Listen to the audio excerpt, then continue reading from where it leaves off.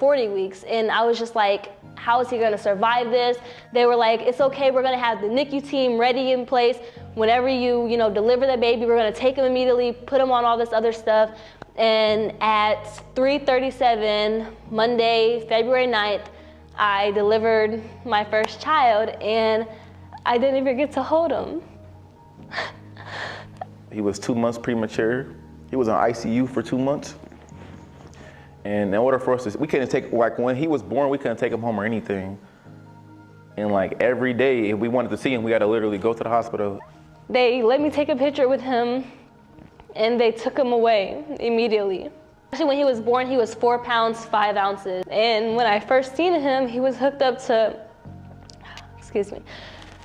When I first seen him, he was hooked up to all these cords, and he had tubes going in his nose. I don't know if it was my fault. I blame myself for having him early because I was the one carrying him. I went to go see him every single day. I was in school, I was working, I was doing everything, and still I went to go see him every day by myself, reading him books, talking to him, holding him skin to skin to try and make him get better, because I'm staring at this baby that I created, and there's nothing I could do to help him. I wanted my son to be at the crib with me. But Bianca, she wanted DJ to be with her, and I wanted him to be with me. So she said, skip it. She packed her stuff, her and DJ stuff, and she ended up moving with me in my apartment that I had. So I brought DJ home in March, and then a month later, because my birthday had passed and I was 18, so I packed my stuff and I just left. And when I moved in with him, life was good. DJ was good, everything was good, and then we started kind of to hit rock bottom. I ended up getting fired from Little Caesars because they found out we had a baby together. They ended up firing me, so I had no choice but to get it, on my own.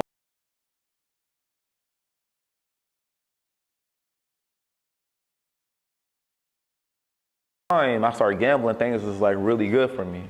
I was making probably like a lot of money. It was probably like anywhere between like $7,000 to $8,000 a week. I was getting that money from online, like gambling and stuff, like betting like these sports games and stuff like that, because I was really good at, predicting what was gonna happen. I got addicted to gambling, and I ended up like losing like all my money.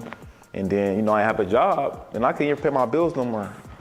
Didn't have no money. I remember one day he told me, he was like, we just have to go. And I'm like, what are you talking about? We have to go. He was just like, we just gotta pack our stuff and we just have to go. And we just packed everything up in one day, put it all in a U-Haul truck, and we just sat in the U-Haul truck for the longest time, and we're thinking to ourselves, like, where are we gonna go? Only thing I had left to my name was $1,000. I started to get behind on my rent. And so when it was time to renew my lease, the lease office was like, they said, either way to go, you gotta get out of here. I said, why? They said, because you made too many late payments, whatever. I paid my rent, but it was always late. We actually went into this motel. It was in New Haven. Right when you turn left, it was the first motel on the left. We asked them, do they have any, rooms available? And they said yes. They gave us one room. I still remember the room that we was in. I remember the room. I remember what it looked like. I remember what it smelled like. It was a nasty smell. It just motels. It just stank. It was one bed motel. Just me, Bianca, and DJ. We all slept in the same bed and stuff. It didn't really have nothing in it, and we was living in it for, I think, a couple weeks. The hotel costed $400 a week, and only had $1,000. So the first week, $400, second week, $400. It only had $200 left. And so that third week, I had to figure out what it is I was gonna do next. So, it got to the point where that $200 ended up gone. And Bianca, she had got a job though, like that same week. I remember we had got approved for this one apartment. When we got approved for this one apartment, we didn't have nothing but a bed. It's better than not having anything at all.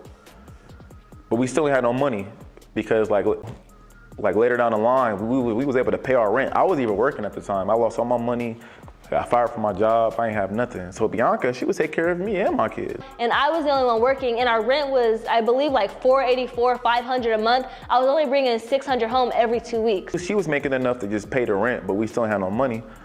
We was digging in the car for change, through the seats, through the couches. We was asking her parents for money all the time. Sometimes he'd be like, oh, I only have like $10. He'll give us $5, he'll keep the other $5. We started sharing cheeseburgers and stuff. It got to the point where we was sharing meals. I still was hungry. We still was hungry, but we had to like save like our $2 or $3 for tomorrow, for we can make sure we straight the next day. And since I was the only one working and, you know, busting my butt, it was really hard. But then, you know, we came back up. One day, Little Caesars, they called me back. They were just like, hey, Dane, we want to give you a job again, but this time we want to pitch you at a different store because you can't be at the store you came from where Bianca was working at now. So I'm like, okay, cool. So they hired me back in as a co-manager. So right off gate, I was on salary. Things were smooth. And then the store I started working at, this girl worked there, but she liked me, but she had a boyfriend. But I didn't care if she had a boyfriend or not. I was with Bianca, you know what I'm saying? She told her boyfriend that I disrespected her or something. Her boyfriend came up to my job with somebody else when I was inside working, and they scratched up my Charger. They keep my car. So, you know, I was like, all right, cool. And next time I seen him, I knew what it was. My dude was like, hey,